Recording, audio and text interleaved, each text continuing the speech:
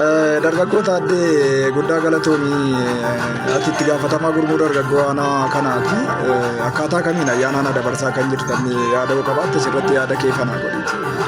Iyyee galatooma ayyaana kana haala gaariidhaan kabajaa kan jirruu fi akkaataa dargaggoota aanaa caffee karaabuutiin ganamarraa kaasnee duula qulqullinaarra turuun keenya ni yaadatama. Haa ta'uuti akkaatuma qulqullina qulqulleessinee deebineen dargaggeessa keenya bakka mana amantaatti ramaddii kennee fi dargaggeessi keenya ramaddii isaa fudhatee sosochii bareedaa irra jiraachuusaa asumaan ibsuun barbaada.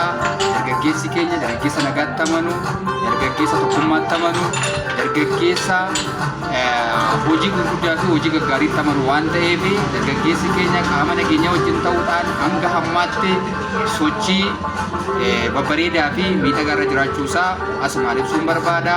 Ayyaanni kun ayyaana hunda keenyaa, ayyaana tokkummaa, ayyaana jaalalaa ta'uusaa asumaan ibsuun barbaada. Haa ta'uuti hanga ayyaanni kun xumuramutti dargaggeessi keenya sochiileen adda addaa akkuma nagaan jiru lootee galtuun adda addaa karaa adda addaatiin rakkoo nageenyaa uumuu gatii dandeessuuf qaama nageenyaa wajjin ta'uun iddoo hundatti karaa guutuu ta'een nageenya isaanii kabachiisuudhaaf sochii gurguddaa irra ijaa jiraniif hanga kabaja xumuraa ayyaana kanaatti ammas sochii gaarii irra dargaggeessi keenya jiraachuusaa asuma ergaa kun dabarsuun barbaada. Ayyaanni ayyaana gammachuu, ayyaana gaarii nuuf haa ta'u. Guddaa galatoomii taaddee galatoomii.